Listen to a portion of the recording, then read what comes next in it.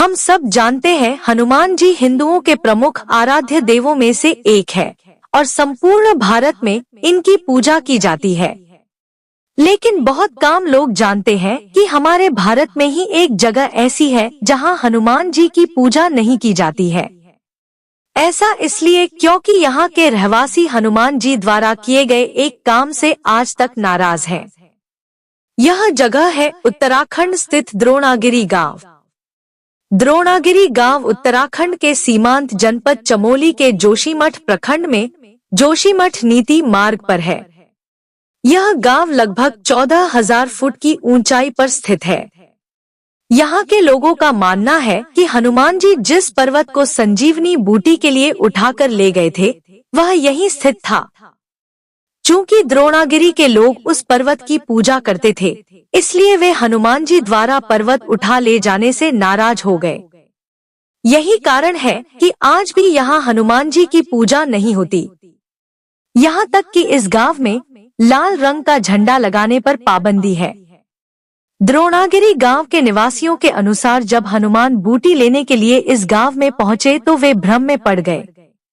उन्हें कुछ सूझ नहीं रहा था कि किस पर्वत पर संजीवनी बूटी हो सकती है। तब गांव में उन्हें एक वृद्ध महिला दिखाई दी। उन्होंने पूछा कि संजीवनी बूटी किस पर्वत पर होगी। वृद्धा ने द्रोणागिरी पर्वत की तरफ इशारा किया। हनुमान उड़कर पर्वत पर गए पर बूटी कहाँ होगी यह पता न कर सके।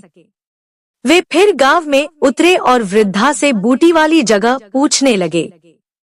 जब वृद्धा ने बूटी वाला पर्वत दिखाया तो हनुमान ने उस पर्वत के काफी बड़े हिस्से को तोड़ा और पर्वत को लेकर उड़ते बने। बताते हैं कि जिस वृद्धा ने हनुमान की मदद की थी उसका सामाजिक बहिष्कार कर दिया गया। आज भी इस गांव के आराध्य देव पर्वत की विशेष पूजा पर लोग महिलाओं के हाथ का दिया नहीं खाते हैं और नई महिलाएं इस पूजा में मुखर होकर भाग लेती हैं।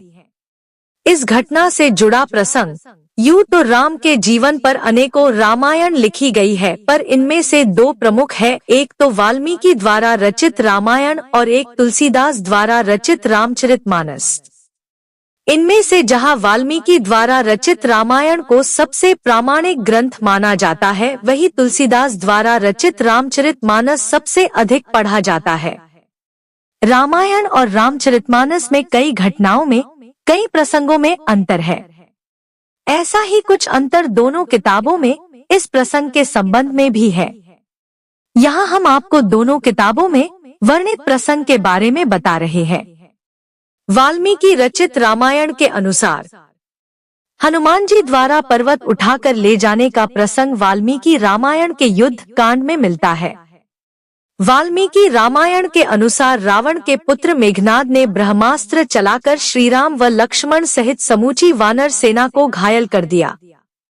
अत्यधिक घायल होने के कारण जब श्रीराम व लक्ष्मण बेहोश हो गए तो मेघनाद प्रसन्न होकर वहां से चला गया।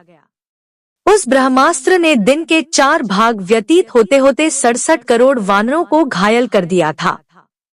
हनुमान जी, विभीषण आदि कुछ अन्य वीर ही उस ब्रह्मास्त्र के प्रभाव से बच पाए थे। जब हनुमान जी घायल जामवंत के पास पहुँचे तो उन्होंने कहा, इस समय केवल तुम ही श्रीराम लक्ष्मण और वानर सेना की रक्षा कर सकते हो। तुम शीघ्र ही हिमालय पर्वत पर जाओ और वहां से औषधियां लेकर आओ, जिससे कि श्रीराम लक्ष्मण व वानर सेना पुनः स्वस्थ हो जाएं। जामवंत ने हनुमान जी से कहा कि हिमालय पहुंचकर तुम्हें ऋषभ तथा कैलाश पर्वत दिखाई देंगे। उन दोनों के बीच में औषधियों का एक पर्वत है जो बहुत चमकीला है। वहां तुम्हें 4 औषधियां दिखाई देंगी, जिससे सभी दिशाएं प्रकाशित रहती हैं। उनके नाम मृत संजीवनी, विशल्यकरणी, सुवर्णकरणी और संधानी है। हनुमान, तुम तुरंत उन औषधियों को लेकर आओ, जिससे कि श्रीराम लक्ष्मण व वानर सेना पुनः स्वस्थ हो जाएं। जाम्बवान की बात सुनकर हनुमान जी तुरंत आकाश मार्ग से औषधियां लेने उड़ चले।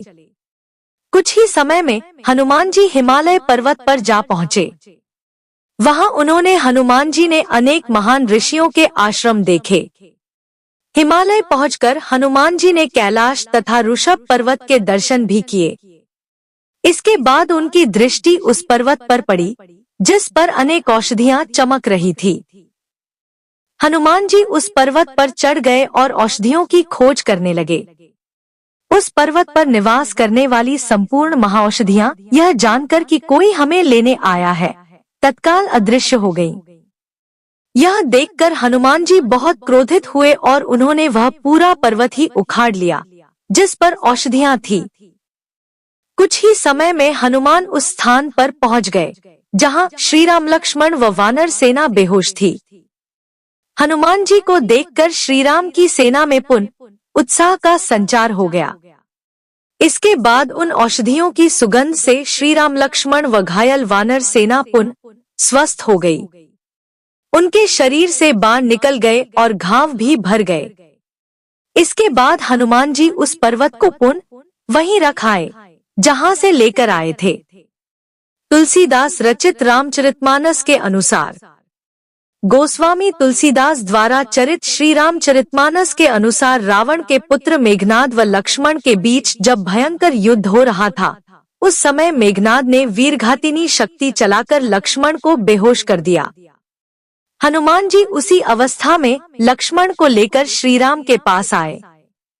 लक्ष्मण को इस अवस्था में देखकर श्री राम बहुत दुखी हुए। तब जामवंत ने हनुमान जी से कहा कि लंका में सुषेण वैद्य रहता है, तुम उसे यहाँ ले आओ। हनुमान जी ने ऐसा ही किया। सुषेण वैद्य ने हनुमान जी को उस पर्वत और औषधि का नाम बताया और हनुमान जी से उसे लाने के लिए कहा, जिससे कि लक्ष्मण पुनः स्वस्थ हो जाएं। हनुमान जी तुरंत उस औषधि को लाने चल पड़े। जब रावण को यह बात पता चली तो उसने हनुमान जी को रोकने के लिए कालनेमी दैत्य को भेजा। कालनेमी दैत्य ने रूप बदलकर हनुमान जी को रोकने का प्रयास किया, लेकिन हनुमान जी उसे पहचान गए और उसका वध कर दिया। इसके बाद हनुमान जी तुरंत औषधि वाले पर्वत पर पहुंच गए, लेकिन औषधि पहचान न पाने के कारण उन्होंने पूरा पर्वत ही उठा लिया और आकाश मार्ग से उड़ चले।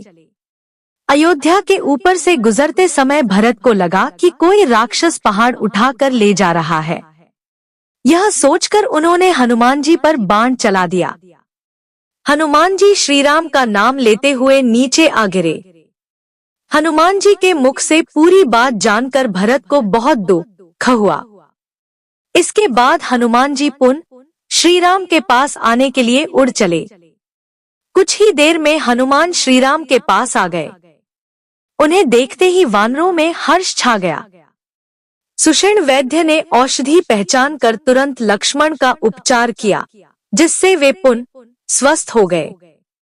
श्रीलंका में स्थित है संजीवनी बूटी वाला पर्वत, जहां वाल्मीकि रचित रामायण के अनुसार हनुमान जी पर्वत को पुनः यथास्थान रख आए थे। वही तुलसीदास रचित रामचरितमानस के अनुसार हनुमान जी पर्वत को वापस नहीं रख कर आए थे, उन्होंने उस पर्वत को वही लंका में ही छोड़ दिया था।